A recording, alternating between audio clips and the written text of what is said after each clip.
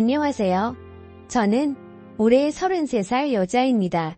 제 슬픈 인생사를 신세 한탄해 보려 글을 적습니다. 얼마나 답답했으면 이렇게 사연을 올릴까 연민으로 읽어주시면 감사하겠습니다. 저는 2살 위인 언니가 있고 3살 아래의 여동생이 있는 세 자매 중 둘째였습니다. 언니한테 치이고 막내한테 치인다는 그 둘째 어린 시절을 떠올린다면 언니만 예쁘게 보는 아빠와 동생만 예쁘게 보는 엄마만 기억납니다. 엄마 아빠라는 호칭으로 쓰고 싶진 않는데 이야기를 하려니 별 수 없이 써야겠네요. 유독 언니와 동생만 끼고 도는 부모님 때문에 전 집안에서 왕따였습니다.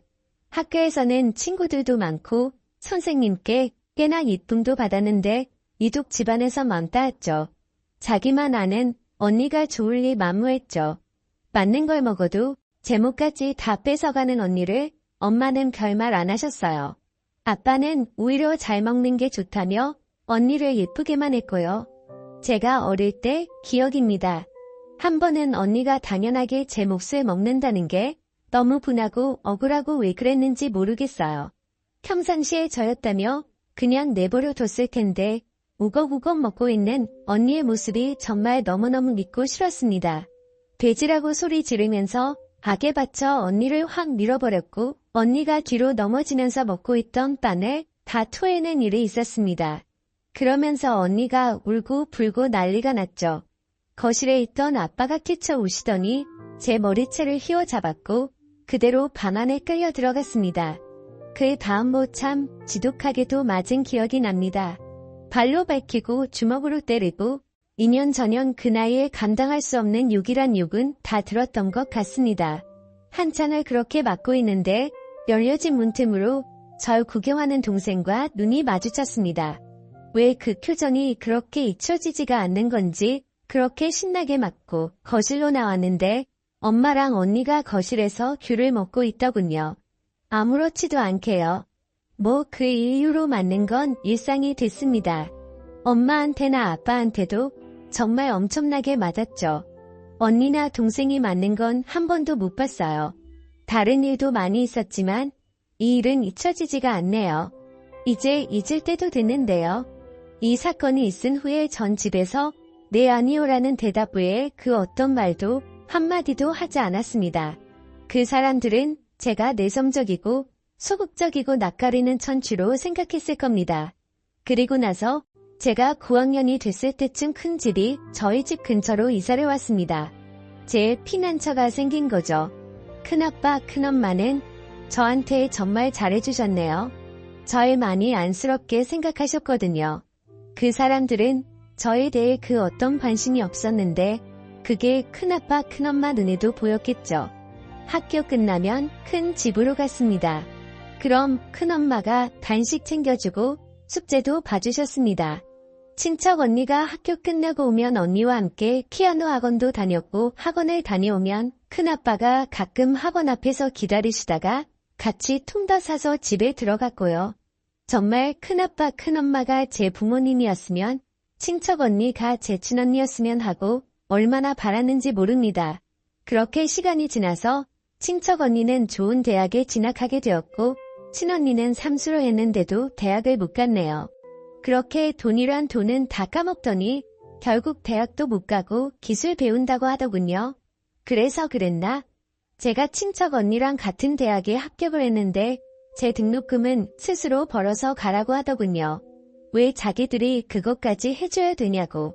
잠깐 여담이지만 저 고등학교 생활 내내 아침밥 한 번 먹은 적 없고요. 부모님은 학교로 절 데리러 온 적도 없습니다. 심지어 수능 볼 때 도시락도 큰엄마가 싸주셨네요. 이야기로 돌아가서 전 설마 등록금도 안 내줄까 싶었는데 점점 나쁜 날짜는 다가오고 초조해진 저는 파소연할 곳이 필요했고 친척 언니한테 울며 불며 전화했습니다. 언니는 정말 작은아빠에도 너무하신다고 같이 소리 지르며 위로를 해주었고 그렇게 한참 언니랑 통화하고 나서 입을 뒤집어 쓰고 울고 있는데 큰아빠 큰엄마가 저희 집으로 들이닥치셨습니다. 자꾸 애한테 왜 그러냐며 저희 부모님과 싸우셨고 갑자기 큰엄마가 방문을 벌컥 열고 제 방으로 들어오셨습니다.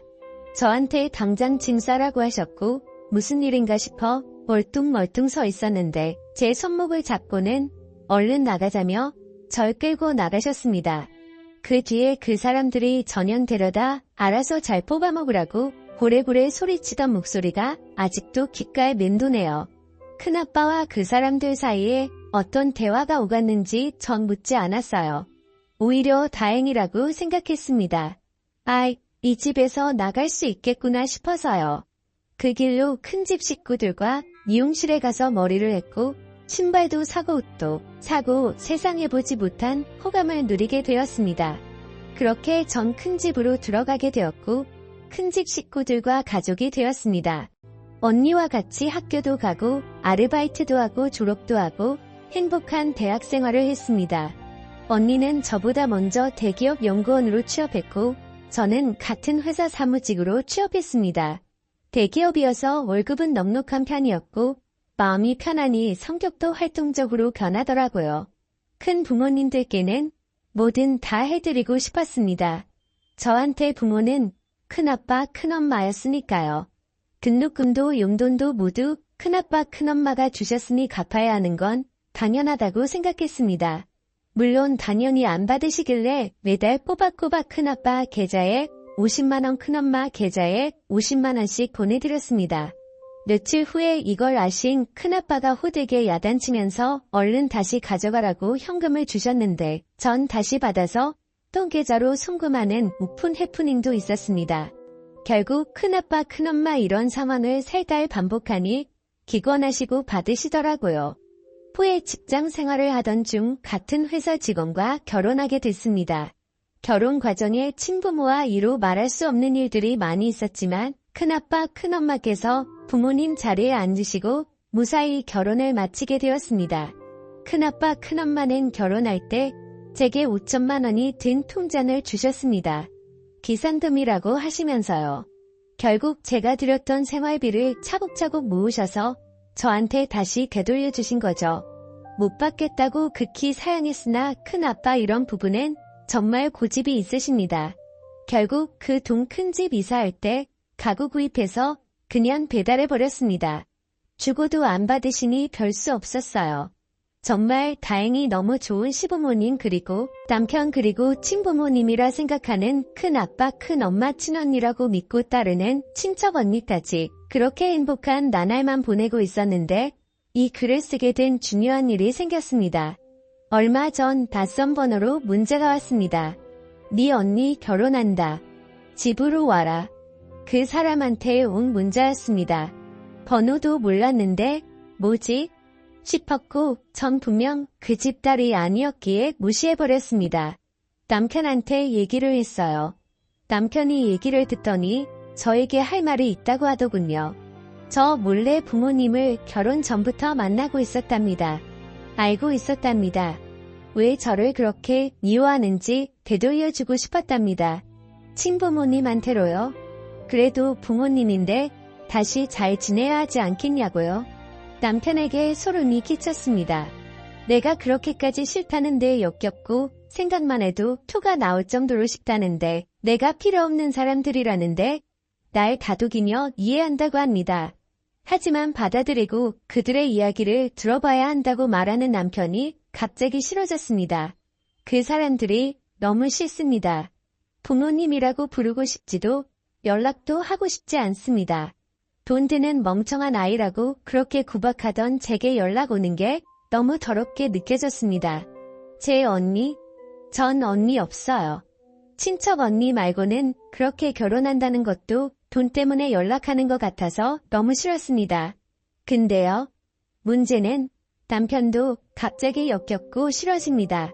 남편을 이해하려 해도 저 몰래 제가 죽도록 싫어하는 그 사람들 집에 가서 밥 먹고 용돈 보내고 하하호 웃으면서 대화했을 남편을 떠올리면 갑자기 토할 것 같습니다. 정말 너무 싫다고 정말 죽여버리고 싶은 사람들이라고 그렇게 말했는데 그 사람들한테 웃으면서 같이 밥 먹고 TV 보고 그런 걸 생각하니 정말 미칠 것 같았습니다. 누군가 제 이야기를 들어주었으면 좋겠다는 생각이 들었습니다. 당장 생각나는 사람은 친척 언니뿐이었지만 임신 중인 중요한 시기라 언니에게는 아무 말도 할 수가 없었습니다. 그 이후 전 많이 예민해졌고 그 사람들과 남편이 한패인 것 같은 남편에게 이를 말할 수 없는 불신이 생겼습니다. 이런 상황이 제가 대체 어떻게 해야 할지 모르겠습니다. 어렵게 얻은 행복 그리고 절 믿어주고 아껴주셨던 큰 부모님들 생각에 마음을 다잡아 보려 노력을 해도 적 트라우마가 떠올라 절 힘들게 합니다. 남편에 대한 제 불신은 어디서부터 손을 대야 할지 어떻게 풀어야 할지 막막합니다. 사실 남편은 이성적이고 전 지극히 감정적으로 대처한 것일지도 모릅니다. 남편에게 그 이야기를 들었을 땐 정말 어떻게 해야 할지 몰랐습니다. 저희 친부모님께 같이 가서 인사드리자고 하자마자 주체할 수 없는 분노가 쏟아져 나오더라고요. 소리를 지르며 손에 잡히는 주변 물건들을 집어던졌고 우열했습니다. 남편은 너무 놀라 아무 말도 못하고 제가 멈추지 않으니 절 가만히 안고만 있었습니다. 그 뒤로 남편은 제 눈치만 보고 있고 전 그냥 하염없이 멍하게만 지내고 있습니다. 주변 지인들은 정신과나 가정의학과 상담을 받아보라고 합니다. 제 자신을 생각해서요. 진심으로 절 위로해주는 말들을 고마웠지만 전 상처를 다시 건드리는 것 같아 상담을 받고 싶지 않습니다. 저는 어릴 때 기억을 그러니까 20살 전의 기억을 다 도려내고 싶습니다. 글을 쓰며 떠올린 그 시절의 기억들이 너무나 아파옵니다. 제가 왜 이렇게 됐는지, 왜 이런 고통을 겪어야 하는지 하염없이 슬퍼지네요. 긴 글 읽어주셔서 감사합니다. 흔히 있을 수 있는 이야기는 아니지만 이 글을 듣게 되신다면 제게 조언을 부탁드리겠습니다. 영상 끝까지 시청해주셔서 감사합니다. 여러분의 생각은 어떠신지 댓글 남겨주세요. 재밌게 시청하셨다면 구독과 알림 설정 부탁드립니다.